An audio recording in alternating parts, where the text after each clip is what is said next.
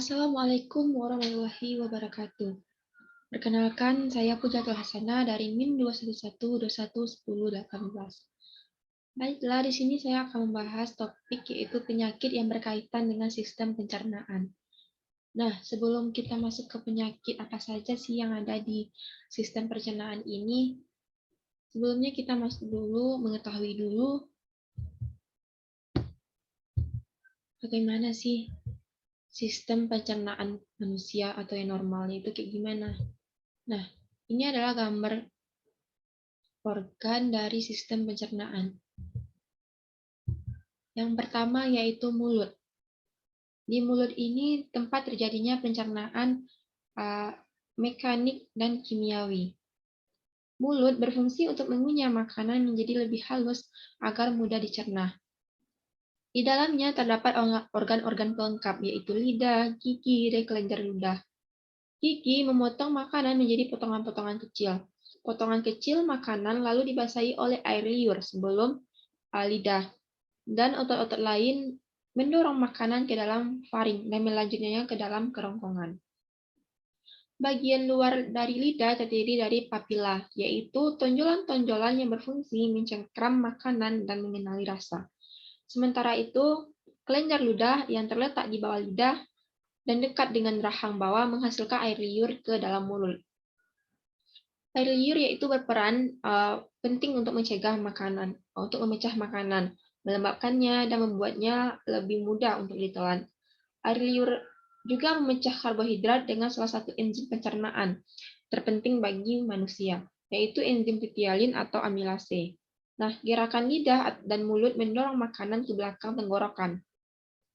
Pada persimpangan antara tenggorokan dan kerongkongan, terdapat katup yang bernama epiglotis, yang mencegah makanan masuk ke dalam sistem pernafasan. Selanjutnya, makanan masuk ke organ yang kedua, yaitu kerongkongan. Di kerongkongan ini terdapat gerakan peristaltik, yaitu gerakan kontraksi dan relaksasi otot polos yang mendorong makanan menuju lambung. Gerakan peristaltik ini menghasilkan makanan berbentuk gumpalan yang disebut dengan bolus. Nah, kerongkongan ini yaitu saluran yang menghubungkan mulut dengan lambung. Saluran ini merupakan jalan bagi makanan yang telah dikunyah dari mulut menuju proses pencernaan. Selanjutnya di dalam lambung. Otot-otot kerongkongan ini memindahkan makanan dengan gerakan peristaltik. Nah, ini adalah kumpulan kontraksi dan relaksasi otot yang menimbulkan gerakan seperti gelombang, sehingga makanan terdorong masuk menuju ke dalam lambung. Pada ujung tenggorokan ini terdapat sfinkter, atau otot-otot berbentuk cincin. Otot-otot ini memungkinkan makanan untuk masuk ke lambung, dan kemudian menutupnya untuk mencegah makanan dan cairan naik kembali ke kerongkongan. Selanjutnya, makanan masuk ke rongga yang ketiga, yaitu lambung. Nah, di lambung ini terdapat gerakan peristaltik dan pencernaan enzimatik, yaitu perpaduan gerakan peristaltik dan getah lambung yang menghasilkan makanan berbentuk bubur yang disebut dengan kim. Nah, gerakan peristaltik lambung yaitu berfungsi untuk mengaduk, mencampur makanan dengan getah lambung, dan mendorong makanan keluar dari lambung. Getah lambung ini yaitu getah yang dihasilkan daerah fundus yang berfungsi untuk mencerna makanan. Sekresi getah lambung dipacu oleh hormon gastrin yang dihasilkan dinding lambung. Selanjutnya makanan masuk ke organ yang keempat, yaitu usus halus. Di usus halus ini yaitu proses penguraian makanan menjadi bentuk yang lebih kecil telah selesai di sini. Nah, kelenjar pada dinding usus mengeluarkan enzim yang memecah pati dan gula. Pankreas mengeluarkan enzim ke dalam usus kecil yang membantu memecah karbohidrat, lemak, dan protein. Hati menghasilkan empedu yang disimpan di kantong empedu. Empedu membantu melarutkan lemak sehingga dapat diserap oleh tubuh. Usus halus yaitu menyerap nutrisi dari proses pencernaan. Dinding pada bagian dalam dari usus kecil ini ditutupi oleh tonjolan yang disebut dengan villi. Tonjolan-tonjolan ini akan meningkatkan luas permukaan usus halus sehingga besar-besarannya penyerapan zat gizi lebih maksimal. Selanjutnya makanan masuk ke usus besar. Di usus besar ini yaitu saluran pencernaan lanjutan dari usus halus. Pertemuan antara usus halus dan usus besar yang menyempit disebut dengan klep ileocekum. Nah, klep ini berfungsi untuk menjaga agar makanan tidak kembali ke usus halus. Di dalam usus besar ini terdapat yang dinamakan dengan usus buntu atau sekum, yaitu adalah kantung yang terletak di muara ileum pada usus besar. Usus buntu memiliki appendix atau umbai cacing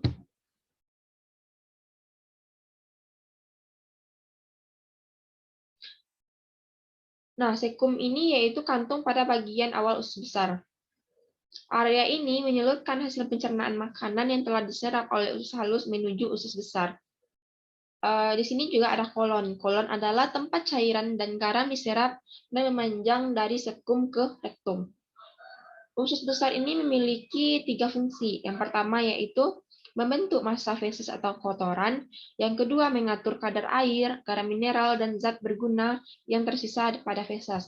Selanjutnya yang ketiga itu membusukkan makanan dengan simbiosis dengan bakteri E. coli.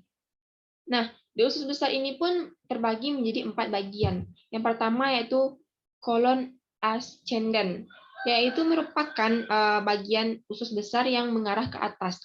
Nah, usus ini berfungsi sebagai menyerap zat gizi dan air yang belum terserap oleh usus halus serta memadatkan feses.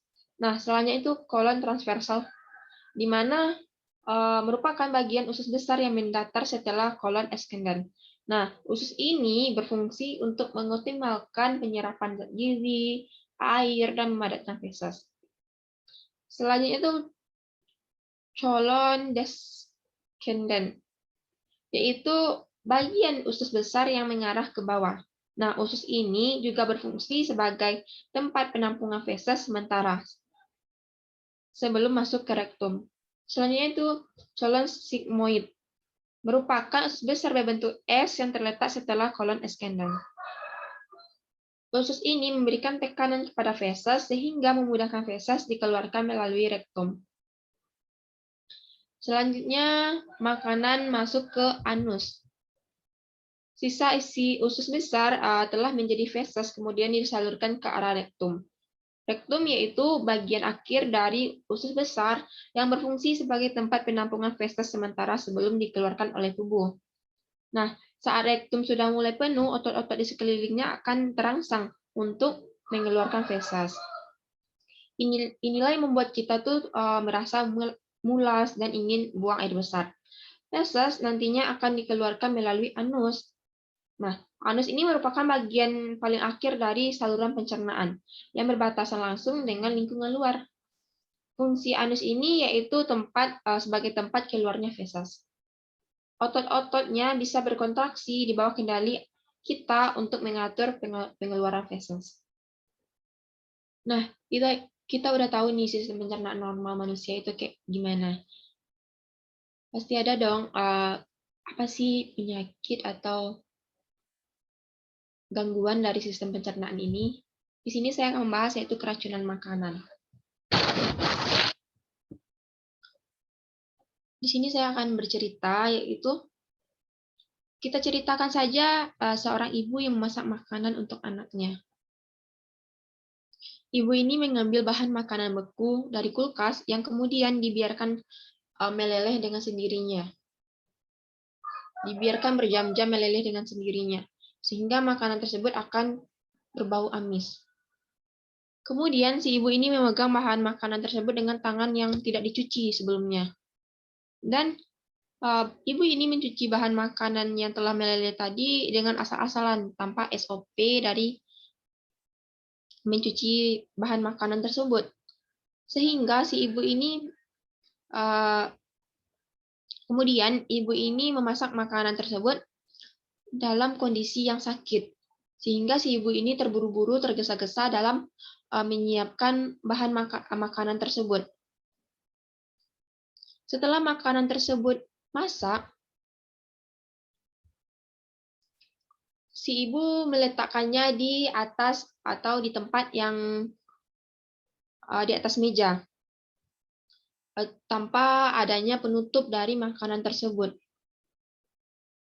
Sehingga makanan tersebut akan mengundang akan datangnya lalat ke makanan tersebut. Nah, akan timbulnya lalat tersebut akan membuat makanan tersebut terkontaminasi oleh bakteri. Biasanya, makanan tersebut akan terkontaminasi oleh bakteri yang E. coli, Salmonella, dan Listeria. Kemudian datang si anak untuk memakan makanan tersebut yang telah terkontaminasi tadi.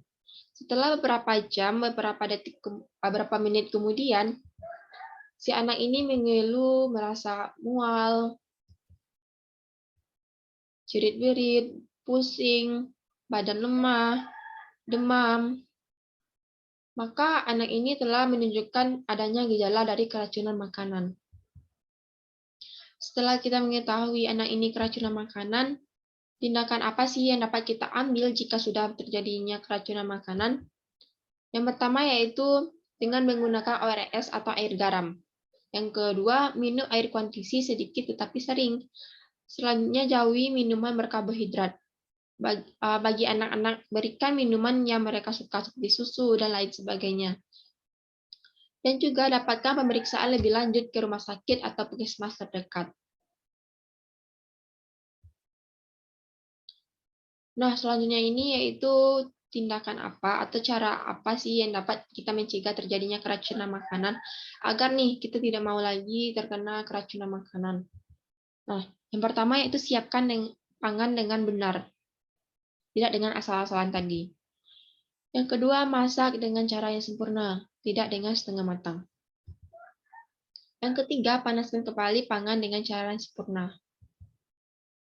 Yang keempat, lelehkan pangan secara tepat, bukan membiarkan saja pangan tersebut meleleh dengan sendirinya, sehingga makanan tersebut atau bahan makanan tersebut menjadi amis. Selanjutnya itu pajang pangan secara tepat. Tidak membiarkan pangan tersebut di atas meja sehingga mengundang lalat ke makanan tersebut, tanpa ada penutup dari makanan tersebut. Selanjutnya yaitu simpan makanan secara tepat. Yaitu misalnya meletakkan makanan di lemari makanan dengan suhu yang pas, yaitu tidak tinggi ataupun tidak rendah. Nah, jika suhu makanan tersebut tinggi disimpan, maka akan menyebabkan makanan tersebut menjadi cepat basi. Baiklah, hanya itu yang dapat saya sampaikan. Kalau ada kata-kata yang salah, saya mohon maaf. Assalamualaikum warahmatullahi wabarakatuh.